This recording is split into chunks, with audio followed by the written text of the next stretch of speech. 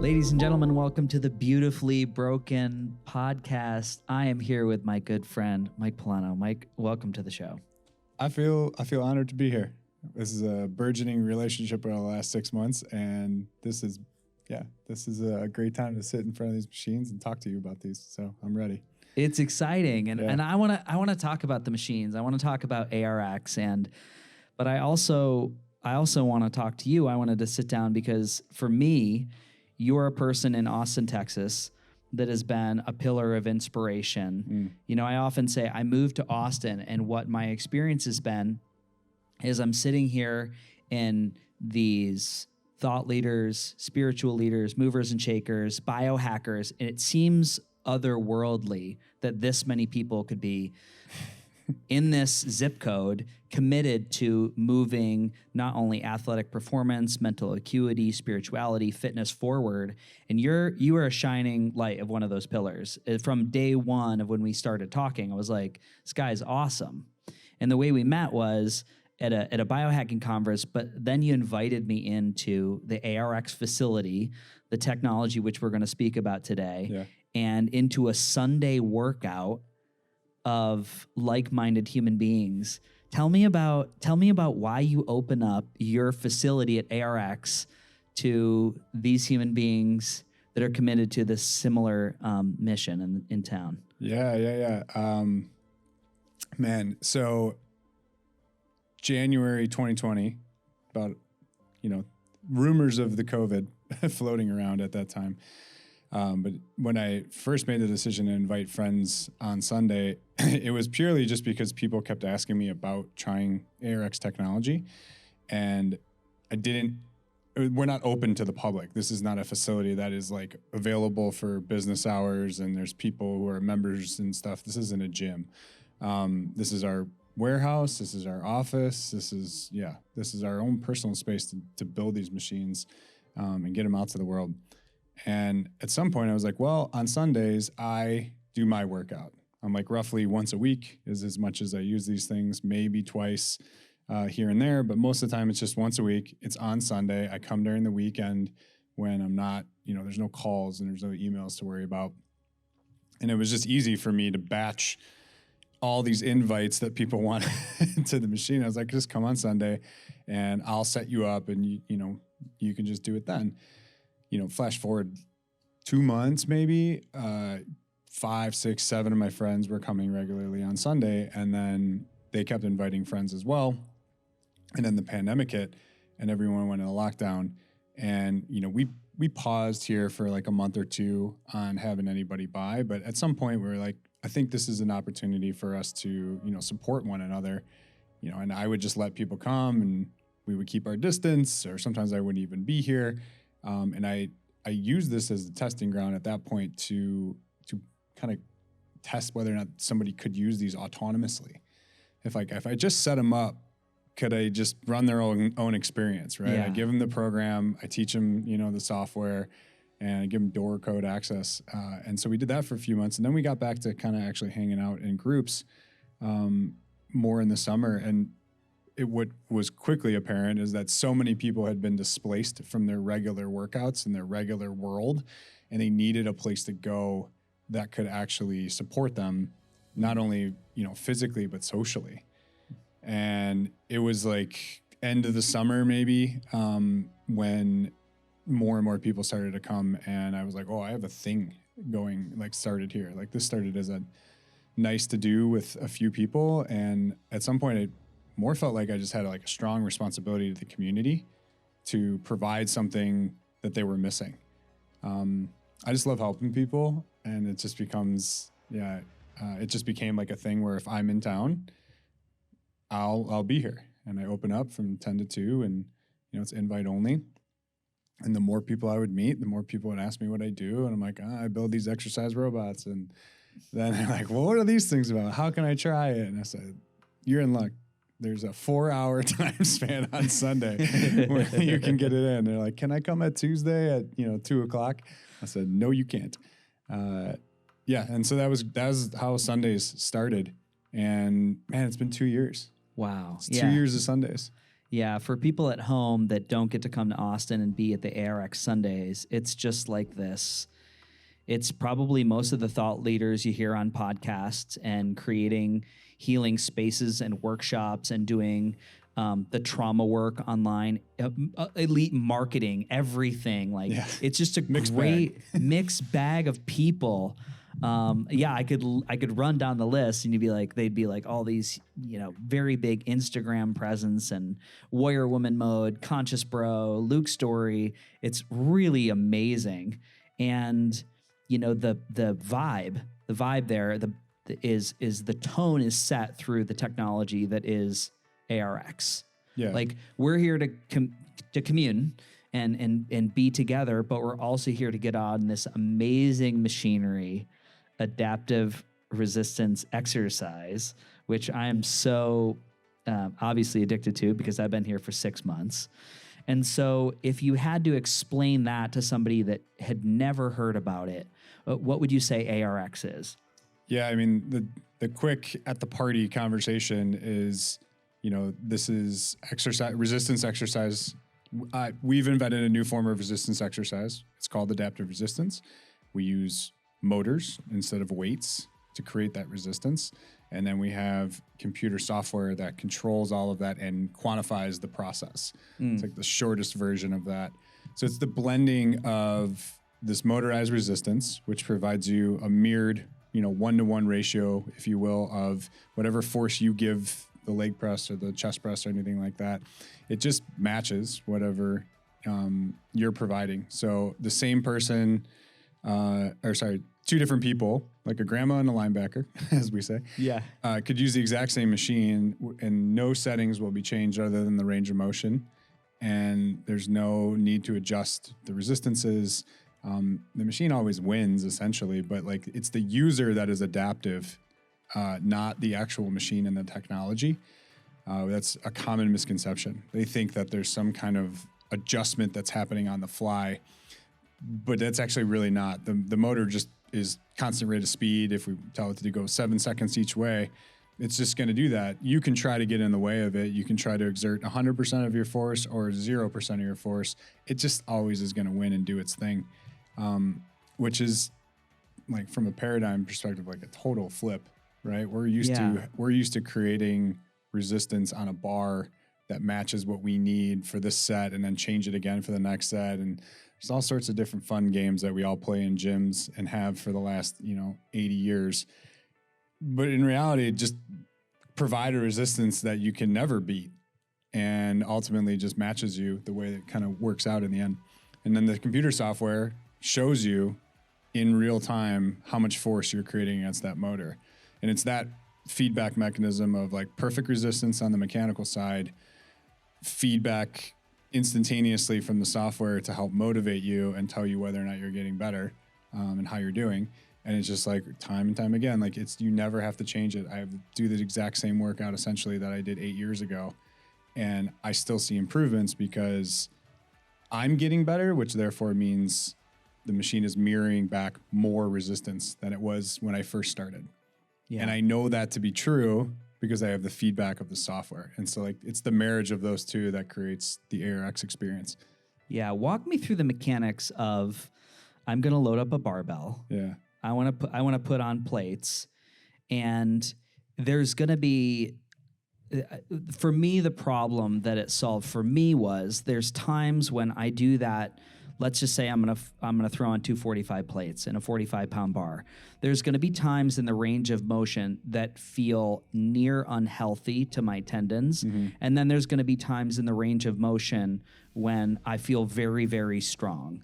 Usually, it's like that first 3 inches, right? But when I get down to my chest and the joint is compromised, we could say, or it's not, it's it's not at its ideal angle of incidence, right? To be able to push that weight back up, you could have an injury. So for various reasons, I tend to shy away from that. Like how is ARX solving that problem of allowing someone to move heavy weight without it being dangerous? Yeah, for sure. So fundamentally, when we choose a static weight, let's just call it 100 pounds in a bench press, we load up the plates, it's 100 pounds, great. I lift it off of the rack and my arms are extended. At that point, I have leverage because my arms are extended and I have more strength capacity at that point. That's the highest amount of strength capacity that I have in that moment. And if you're locked out, you can really like hold it and keep it there because you have like the stacking of the bones and all that stuff. As soon as I start breaking my elbow and moving it down towards my chest, I'm losing force capability because my joint leverage is going down. Yeah. Right. And so we all know this feeling, internally, if you've ever done a bench press or a squat, it's like, as you start getting down, like you're starting to recognize I'm coming up against the difficult part. And so once you get to the most severe part of the joint angle, which would be at your chest in a bench press, when the bar is closest to you, that's when, we gauge our success of lifting 100 pounds off of the weakest part of our range of motion. We say, if I can't get it off my chest when I don't have, if I can't get it off my chest, then, I can't lift it. It's like, well, let me just lift it 5 more inches beyond there. And all of a sudden you'll have the force capacity there to lift it. So it's really, when you think about weightlifting in general and any gravitational movement like that, you're gauging your success based off of your least strong position. Mm-hmm. This is the bottom of a squat. This is the bottom of a bench press. This is the most extended part of a bicep curl.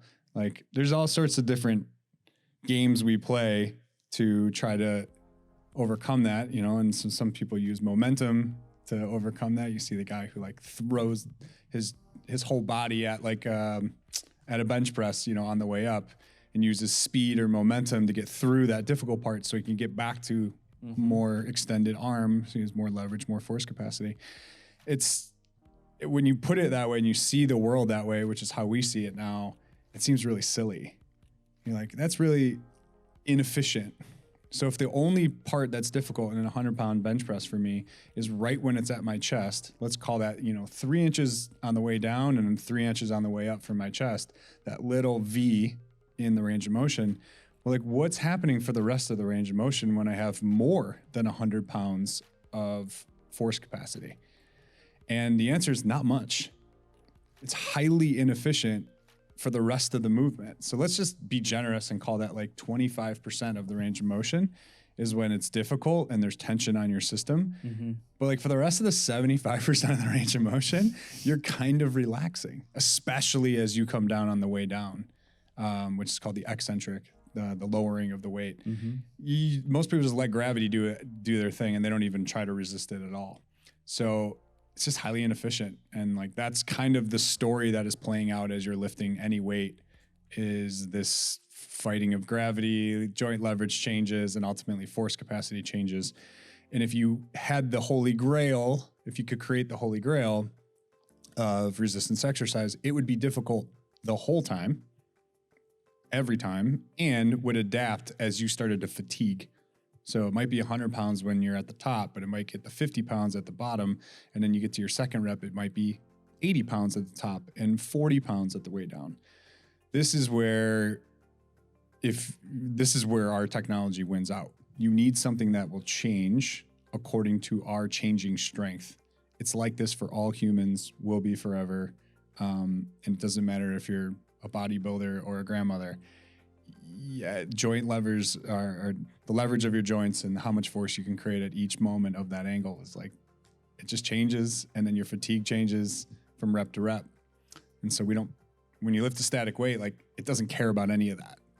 It's just like, here's 100 pounds, deal with it.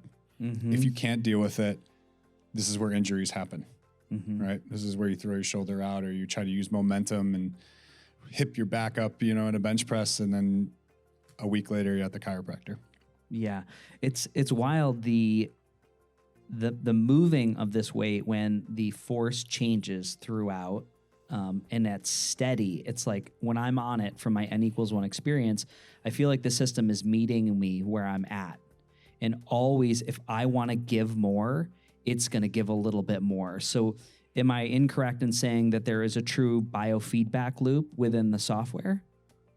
The biofeedback loop is, yeah, sure. As an individual using, let's just say, keep the bench press example. If you're doing a bench press on our ARX technology, you are the deciding factor of how much resistance you want to provide this thing and what it will ultimately give back to you.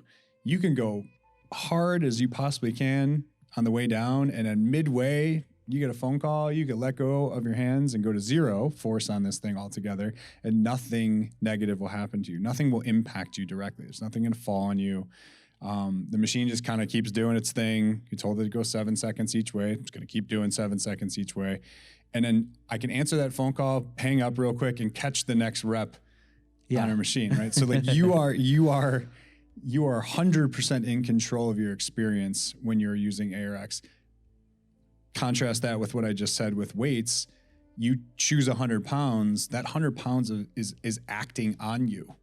And you have to manage that 100 pounds. You can't just give up halfway and answer a phone when you're in midway of a bench press, because the 100 pounds doesn't care about your phone call. It doesn't care about your bad shoulder or the tweak in your neck that happens or whatever the case is. Like, it wants to go to the center of the earth. Like, that's how it works. Yeah. And so it's just fundamentally so different of experience. It puts all of the power in the user. At that point on ARX. It empowers the user to see on the screen, this is what I did last time. If I push really hard, I think I can get there. And they're not thinking about, oh no, if I let go, this thing's going to come crumbling down on me. Right. At all. So yeah, it's fascinating because a big area of wellness that lights me up is mitochondrial health. I always reference people when they say, Freddie, as a cancer survivor, what's your number one book? And it's The Metabolic Approach to Cancer, looking at mitochondrial density. And that is the first thing from going through chemotherapy, oncology practitioners, that is the first thing to go. The directions now in that world are eat, keep on weight, don't let yourself go into that catabolic state. And there is no mention of exercise. They're actually told to avoid the gym because you're usually using an agent that's going to downregulate immune system or take it to zero, in my case. And so for a long time, exercise was like this afterthought that I told myself, when I was healthy, I'll revisit this. I just got so inspired because when I got on ARX, I was like, this could be in a hospital. Like this could be, you could meet someone where they're at in a compromised position. And, again, N=1 experiment. I was like super compromised, like cut open your belly, take out your organs. And it was just not something that I was thinking of. Yeah. But there are things you could do on this. And I wondered if we could we speak to and I still have things right? I'm always going to be working on mobility and scar tissue but me not starting or delaying that, I think that cost me something long-term. And we have a printout of me working for 4 to 6 months, right? We have an idea of what happened, me showing up once a week. Yeah. And it was pretty wild. Yeah. It's 60% improvement in your legs, 40% improvement in your upper body. You come once a week, you knock it out, you go on and live your life. Yeah. And one time a week, it was me being here for an hour and a half talking, but me really being on the machine. And I only did 4 reps, right? I would usually do that twice for most times, very limited amount of time. Yeah. It's about 2 minutes and 15 seconds of exercise per exercise. Yeah. Time that you're actually doing anything. Yeah. I really want people at home to hear that, the solution that this solves, because I'm not worried about me. I'm worried about my parents. I'm worried about my family members, that it's really hard to get them excited and get in the door. I always disclaimer my mom. My mom does such a great job. She owns an ab coil. She fasts. She does mineral analysis tests. She's always asking me. How'd you get her to understand and get involved with that? Because that's a hard uphill battle with most parents. Congrats. She wants to do it. She wants it. She always gets mentioned in the podcast. I'm like, but my mom. Shout out Freddie's mom. Yes. Yes. Shout out mom. But it's I'm worried about these people in the periphery of my beautiful family unit that it's just not a priority. And sometimes I look and I'm like, oh my God, they're so far gone, right? There's so much that needs to happen. And then we go back to that conversation around mitochondrial density, long-term health. Like, let's just talk about mitochondrial health and all-cause mortality. Or we could just say exercise, resistance exercise, right? Right. Because that solves a huge problem. And we're looking at something here where everybody's excuse from my experiences, it's accountability and time. I don't have time to do it. Yeah. And this is such a good fix for that. Yeah, if you ask anybody why they don't exercise, in particular, why they don't resistance exercise, they don't lift weights, right? A lot of people will go to, everything from jazzercise classes and yoga and take walks and, go run or ride a bike and stuff. Like, those are very low skill exercises to perform, and it's also low risk, right? If I'm just going for a walk, nothing's gonna fall on me, and I'm not gonna blow my shoulder out. I start doing overhead presses or a bench press or something like that, and all of a sudden there's a whole new risk assessment that I have to go through. So most people don't understand how to assess risk in a weight, gravity-based world, exercise world, and so they just avoid it. They just don't spend the time to go learn. They don't spend the time to hire a trainer. Even if you do hire a trainer, there's no guarantee that trainer also knows how to assess risk, and they might put you in a bad situation. This is kind of like the horror stories of CrossFit and all sorts of different other training facilities that look similar. It becomes a competitive sport, and now we're not talking about good principles of exercise that are going to keep you safe. We're talking about whatever it takes to lift this weight, because we got to get this many reps in 5 minutes. There's nothing wrong inherently with that as long as you understand the risk associated with it. But most people don't understand it until it's too late and they get injured. So one thing that they're going to say is, why don't we do resistance exercises? I don't understand how to assess the risk, right? I don't really get it. It's kind of scary. I don't blame them. The other side of that is, or the other comment is oh, I don't have enough time. And typically what they're referencing is, American College of Sports Medicine is 3 times a week for 45 minutes. So in today's world, that just sounds daunting to anybody, to give that much time up, knowing that they already feel time pressure for all of the other things in their life. If you're a parent, it's good luck to get away for 3 hour plus moments of time is, if that it's expensive. It's a sitter. It's travel. It's it's daunting to think about. Yeah. So the time factor is crucial. You have to make exercise efficient from a time perspective. Yes, you have to make it safe always, but if it's not time efficient, no one's going to do it. And so when you start talking about what's the difference between a traditional workout versus an ARX workout from the time perspective, we're about 15 minutes a week. Once a week is, you're going to be well on your way to still progressing. Are you going to be an Olympic athlete? No. But even then, those people probably only need it 2 to 3 times a week if they're being really efficient when it comes to the resistance exercise side. So if you can make it safe and you can make people feel like this is really efficient, I don't have to dedicate a lot of time to it, I feel like that's the only shot you have to get the masses to do this so important physiological requirement that is resistance exercise. It's bone mineral density, it's muscle mass, it's hormonal improvements, it's mitochondrial density, it's brain-derived neurotrophic factor, it's glucose clearance. These are absolute pillars and fundamentals of any quality health program, and it comes from resistance exercise, and it's essentially all of those things in a pill is resistance exercise. But because it's not time efficient, and because people feel like it's risky, they don't do it. Yeah. In in speaking about the technology and talking about the need or the solution that ARX fills, how do people get access to ARX at this time in the United States? Where would someone go to explore? Yeah, so I think it's important to say that today is, it's March 2022, and we've been doing this for 10 years, right? This is not new. It's not new to us. It's not new to many people. We do 12,000 workouts a month, across the globe. 12,000 people served. Yeah, that's however the numbers break out, but like the point is that we have data, we have feedback, we know that this works, and it's really now getting it out to the masses, right? Like when you're building something new, you go through your iterations, manufacturing, product revisions, finding the early adopters who see the vision that we know to be true in the world. And they're like, oh my God, this is so much better than weights.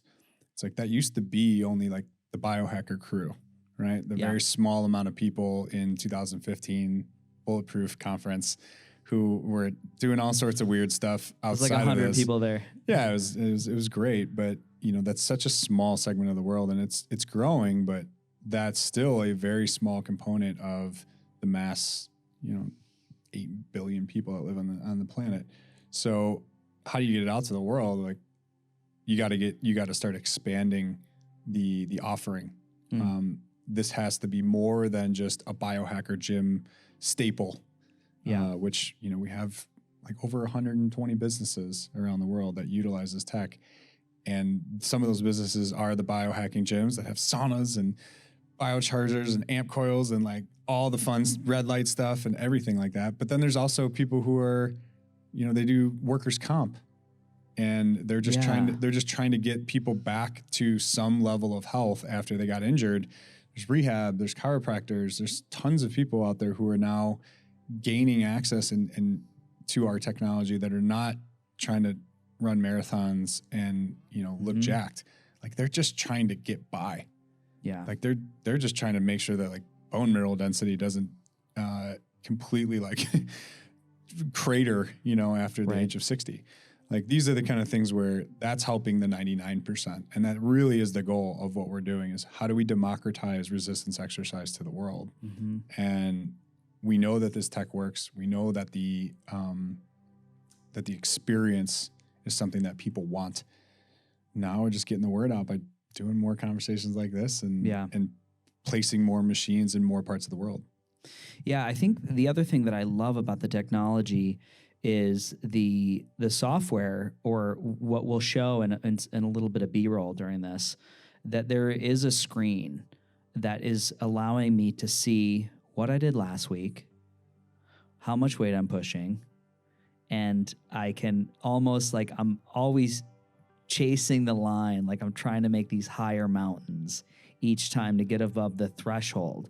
And for me, it really shows you how poor a perceptor we are of our own strength. Yeah. Because we all know we've shown up to the gym and it's dramatically different, the quality of workout you get. Or one day you pick up the 65s and you're like, oh my God, these are really heavy. Like this feels terrible. What happened over the week, right? And so to be able to see it on the screen and really be able to push yourself that little extra oomph, I just think is a great, it's a great visualization into what's happening in as far as the levers and pulleys of my body were that day. That day, that moment. That's one of the things that until you start using ARX on a regular basis, it's really hard for me to describe the shift psychologically that happens when you start to do ARX workouts regularly. You essentially do the same workout every Sunday when you come here. Yeah. And it's not the same workout though, because it's Freddie today versus Freddie last week, last month, whatever you choose to compare to. And that is what keeps it fresh and new, as well as you checking in with yourself in those moments. Like, okay, it's leg press day. I know I had a rough weekend, or I know I just like went out and I did a run, if you're training for something, like a lot of our friends, train for half marathons or whatever. And they're always trying to gauge their recovery. And what's great is like, they don't need to question before they get on this machine. Like, well, what do I set it to? I did a big run yesterday. Like, should I dial the machine down? It's like, you don't need to worry about that. Like, what do you mean? It's just like, I get on and it is push. Just get on, you push. Yeah. And instantaneously, you're going to get a feedback readout on the software that's going to show you plus or minus, how are you doing compared to yourself last week? And there's a lot of times I'll get on there and I know I don't feel great. And it will show that I am not doing great, right? But I can still do a workout. It'll just be like 15% less total output. Yeah. Same exact workout as I did last week. The numbers are down and I walk away and I still get the benefits of exercise. I cleared some glucose. I got some hormonal improvements, yada, yada, yada. And it's just, I'm down today. No big deal. It still serves as, for me, like it would still serve as a fix for the psyche saying, well, not today, right? Because you're going to get on and push play. That's it. You're going to go through those reps. Might not be the peak you achieved 2 weeks ago, but you're there. You're going to do the work. You're going to fight the machine if you want to. So it is a nice, there's an element of accountability that I've found just from getting on. Sure. I mean, there's nothing wrong with having a down workout. Yeah. Right? Or a down day or just not being fully recovered. The problem is if you have a bad day in the traditional gym, lifting a weight, and let's say you did 100 pounds last week and that was your PR and you felt great and everything was perfectly dialed in and you ate food that day and you had a great sleep. It's like, I'm good. Like that's you have this aspirational goal that like, oh, I always want to be that version of myself. But the real of it all is that comes and goes and sometimes is very fleeting when you feel that great. But if you show up the next week being like, I'm gonna do 100 pounds again this week, but you have not slept well, your diet is not on point, like maybe you got a little tweak in your neck, whatever the case is, and you try to rack 100 pounds again on a bench press, and for whatever reason you're not able to do it, that's the difference between walking out of the gym, feeling great and walking out of the gym being like, I need to call my chiropractor or worse, right? So that's why psychologically it's really great to just know that this thing can't really hurt me because I create all the force and it just kind of matches me the whole way. So some days it's a higher amount of force. It still wins. Other days it's lower amounts of force. It still wins. And I just walk away being like, bummer, down 10% today. Like when I had COVID, my workouts were like 30% less force output. I still did them. I still did the workout. I just knew that I was compromised. I legit knew I was compromised before I walked in. And then I for sure knew I was compromised after I saw the numbers on the screen. And it's okay. Like everything's fine. I'm not going to get injured because of this. I don't need to worry about how much do I add or reduce. And then I also saw myself slowly trend back. And like now, 3 months later, my numbers are back to where they were pre-COVID. Yeah. And I watched it play out. I still showed up to work every day, work every day. And I just did the workout. I just did my ARX workout. And it's just like a simplicity of it all. If I had to go in and like guess every day what kind of weight I was supposed to do as I was through this healing journey, I probably would have given up. Probably would have just been like, I'll just wait. I'll wait multiple months because this is like too much stress every day to come in the gym and like bust out the calculator to try to figure out, is today a 100-pound bench press day, an 80-pound bench press day, 110-pound? I don't know. I have no idea. Yeah. How does the grandma versus the football player, how do you deal with having 20 people in a workout room? Everybody's a different size, shape, gait, arm length. How long does it take to set somebody up, and how quickly can you pivot between people if they're all different sizes? Yeah. So the cool part of having the computer system drive this whole experience that is the motor and everything is we can set ranges of motion and then have them be remembered to your profile. So that grandma might only have like a 7-inch, leg press range of motion, but the linebacker might have like a 12-inch leg press range of motion. That's all in their profile individually. And so they just switch into their, their name. Like we see people on Sundays do this all the time. We just blow it up 5, 6, 10 people at a time. Someone shows up, quick switch over, from Mike to Freddie, and all of your history and all of your ranges of motion and all of the other parameters that we set for each workout is like, boom, right there, ready for you. Yeah. You don't have to think about it. You don't have to remember like, oh, on the leg press, I do this amount of range, or, oh, I got to make sure I go slow on the leg press or faster on the leg press, whatever like we do when we think about weights. You don't have to do any of that. You just show up, you hit buttons, you hit the button, and then you hit play, and you're like, it remembers everything, and you're off. And the only thing you have to do is try to beat your line from the previous workout, and that's it. Like it's so easy. It's so simple. Yeah. Yeah. What would you, if you were going to stack this in a facility? I know we often think about resistance training, moving weights. People will often say that you're missing out on some type of a cardiovascular workout. Yeah. For me, after I push on the bench press, I'm gassed. Mm-hmm. Like I usually drop my head down in between my legs because it's like I'm that person also on Sundays where I'm like letting out a scream and I'm yelling. And yeah, it's great. Yeah, I'm done. I'm done. But if there was something to complement this as far as, well, it's a trick question. Do you think people need to supplement with cardio and ARX? Yeah, I mean, generally speaking, if you're just looking at the idea of cardio, traditionally, like how it's described, is that somehow I need to do something separate for my heart than my muscles. But in fact, they're all connected. Your heart is a muscle. And so when I do hard work with my muscles, my biceps, my legs, whatever, my heart is the supporting muscle that is pumping blood to all of that.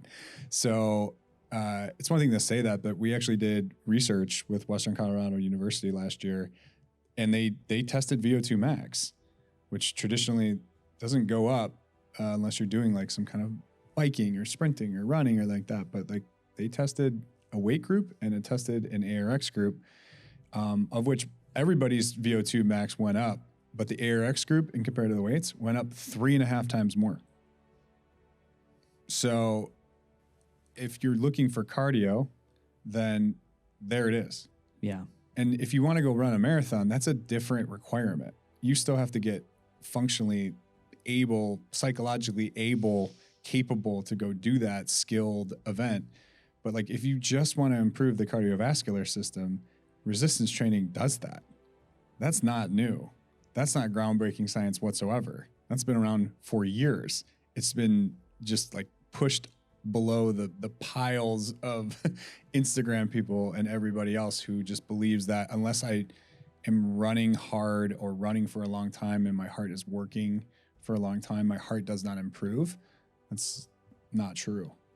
Yeah, what's the most exciting thing about this technology for you? If you had to, again, speak to someone coming in the door for the first time, what really lights you up about not only ARX, but working with this company? Yeah, I mean, the underlying goal of why we do this is to democratize exercise to the world.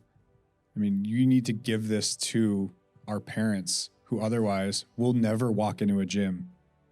My parents are 72. Like, there's no effing chance they're going to walk into a gym from here until the day they die. Like, you cannot pay them to get into that world, to all of a sudden turn into a gym rat, right? However, what I could do is possibly get them to come in to a very calm environment that's very unintimidating. This machine's not moving. It's not like a lot of noise. There's no clanging of weights. There's no guessing what weight to do. We take all of the difficult things that most people have to deal with when they walk into the gym, and we just outsource that to our technology, to the computer system. You don't worry about how fast to move. You don't worry about whether or not the weight or the resistance is going to hurt you. You're just like, oh, this is very comfortable, outpatient, non-invasive surgery kind of moment where I just do a chest press. I push hard. Some days I win, some days I don't. And I get a huge benefit from doing that action. Yeah. exercise is longevity in a pill, Mm-hmm. like pill form. Like it's unbelievable. Like there's so many things that happen when you just do a really good leg press. But the key is like, how do you make sure you cross over that threshold to make sure it's really good, Mm-hmm. right? A walk around the block is one level, but that doesn't help with bone mineral density, right? You need to load the structure in the bones, otherwise they won't grow, Mm-hmm. right? Same thing goes like we need to tear muscle fibers, otherwise they won't grow back. Mm. And so this is where you get osteoporosis and sarcopenia. It's everything that happens when we start to age. And those all have tons of other secondary effects. When the muscle mass goes, everything else goes. Yeah. You see everybody in the hospital, cancer patients included, they just rapidly lose muscle mass. Mm-hmm. And after that, that's when all of the secondary effects that they deal with start to just become real. Yeah. But the muscle mass, as long as that's around, like means you're living, like you're healthy. Mm-hmm. But cachexia is the thing, like muscle wasting and just wasting away. And so if you just can make it easy for somebody and make it accessible for them, my parents would do this if it was like down the street from them. They would.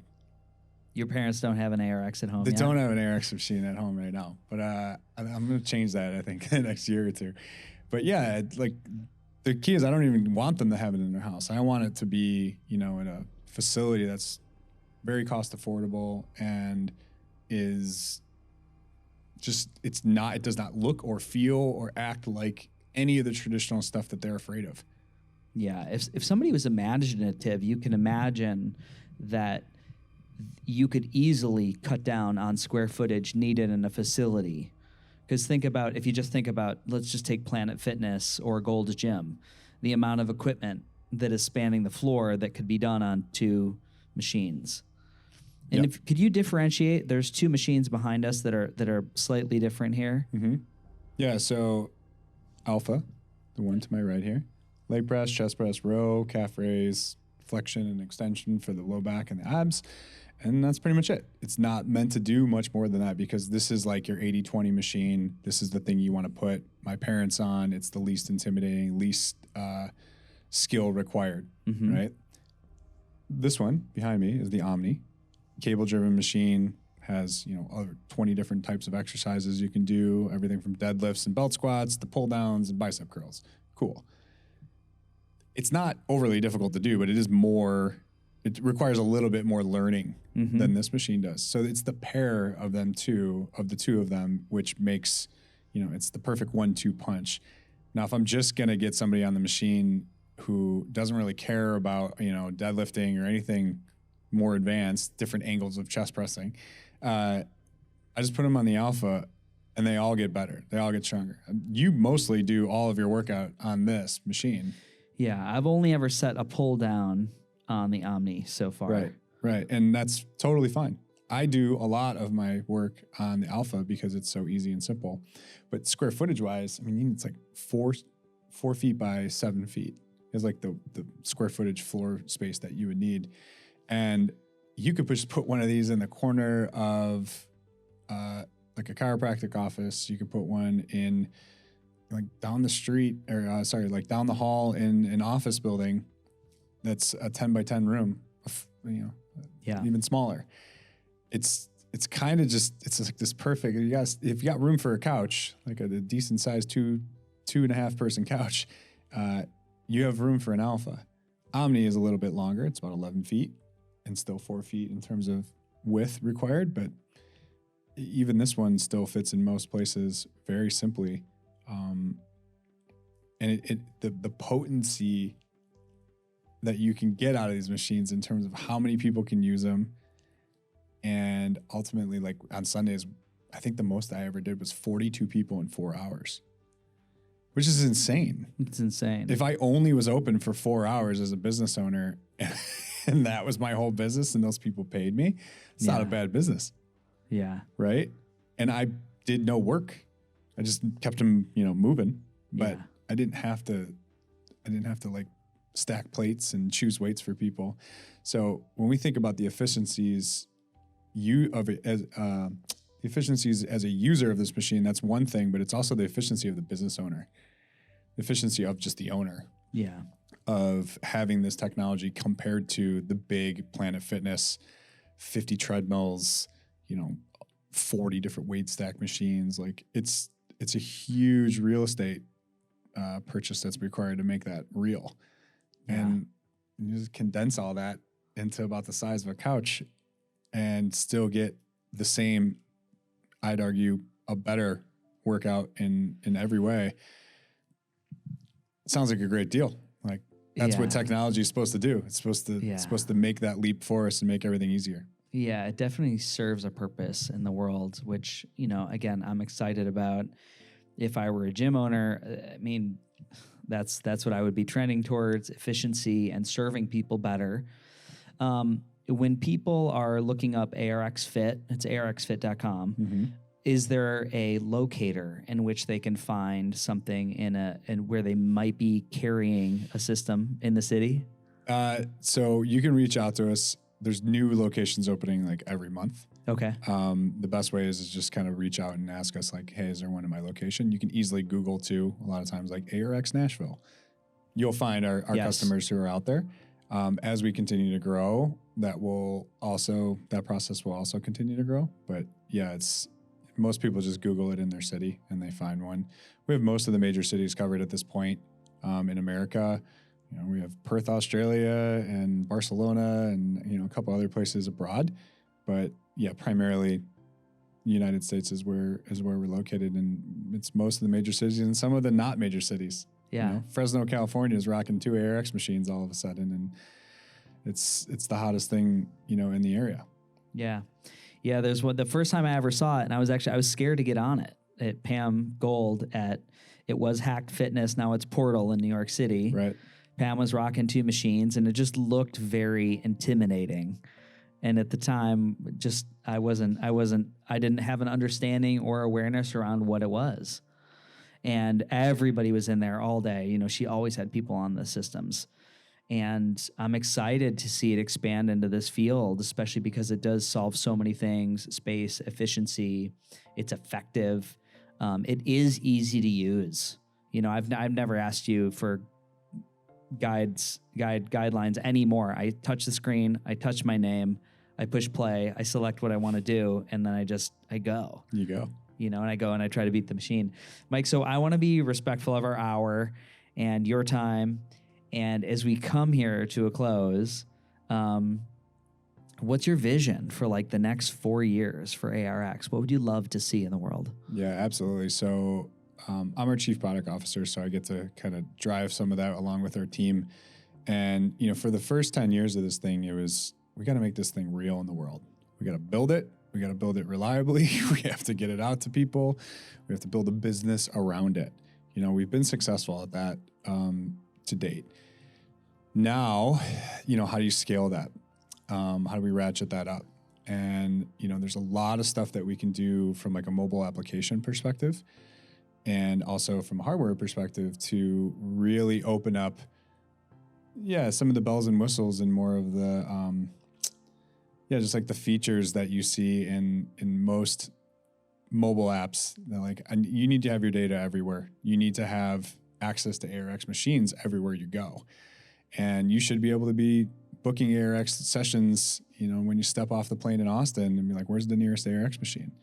And talk to nobody, right? And just go show up at a business or go show up at a location where an ARX is and, tap your phone on the screen and be off and running. There's all of your ranges of motion. That is the future, right? Mm-hmm. Like we don't have an exact date on that, but like that is where we are headed. And it's the only way that we can truly scale this to, not just, 12,000 workouts a month, but like 12 million and beyond.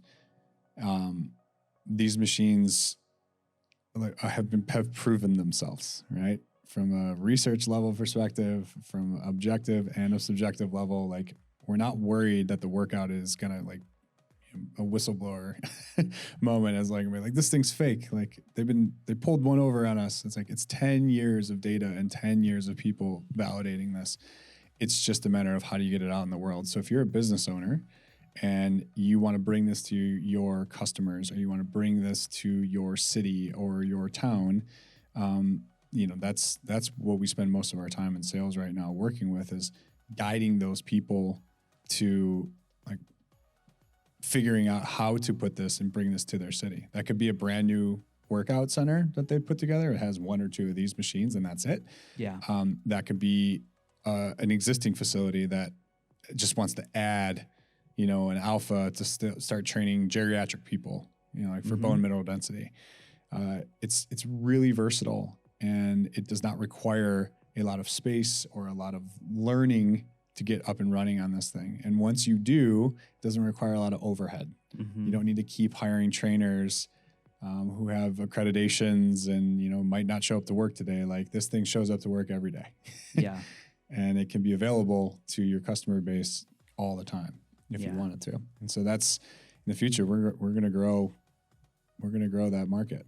I'm here for it. Let's go. So, and then your last question, the Beautifully Broken podcast, as a person who values health and strength and vitality, and, I'm sure that's changed for you over time. I feel like people's awareness about their health, sometimes we don't see how important it is until it's taken away, or we have a little bit of a stumble. What does it mean to you to be beautifully broken? I mean, I've been beautifully broken multiple times. I was recently beautifully broken. It's, resilience in those moments is everything that I'm trying to build for and like prepare for. So there are days throughout the building this product and making this ARX thing happen in the world where like I was physically broken. I was traveling a ton. I did not have the time to take care of myself at the level that I knew I could. And thank God I had ARX machines to keep me resilient, because like I might only have 15 minutes this week to actually get a workout in. And there's an ARX machine, I was a little spoiled by having this, but like, oh my God, this kept me strong to keep fighting those battles in the company.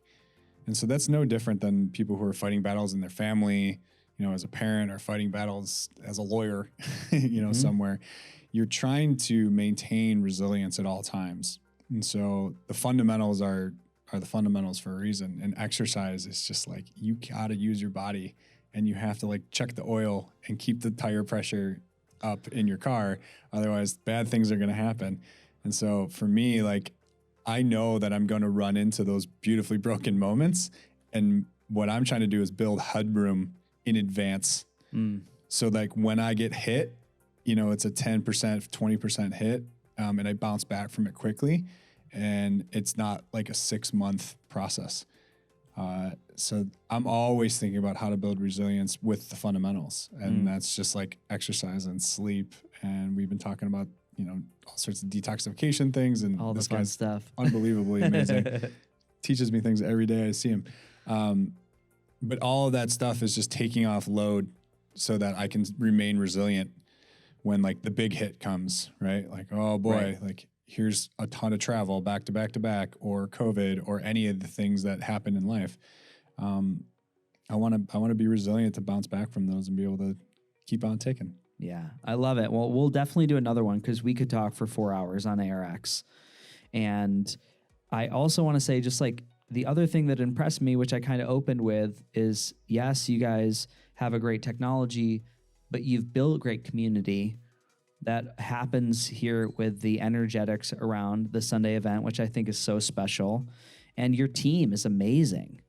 Everybody's so kind and smiling. And I don't know if it's at the exercise or the endorphins, but everybody that I've met from ARX, whether it's at a show or it's at the facility, has just been like a 10 out of 10. Oh, thank you. Yeah, I really mean that. I hope everybody feels that in their heart when they listen to this. But it's been an amazing experience for me to get to know you guys and to collaborate and build. And we'll definitely do another episode. And I think we'll probably have we'll have like a podcast Prime B. And I'm gonna get on a machine here in a second. We'll video some stuff. Yeah, I'm ready to go for B and C and D. And throughout the years, as we continue to grow this, the world needs it. And thank you for those kind words. I mean, our team is not normal, as you've seen. But why would we be, right? Like we're We believe in exercise robots and, bucking a trend that's been around for 100 years. It doesn't typically lead itself to pulling in the most normal, regular, straight thinkers. Yes, yes. And we like to have fun along the way. That is the most important thing, bringing vitamin J into the gym. Let's go. Ladies and gentlemen, the Beautifully Broken podcast, thank you for sitting here with us. Namaste.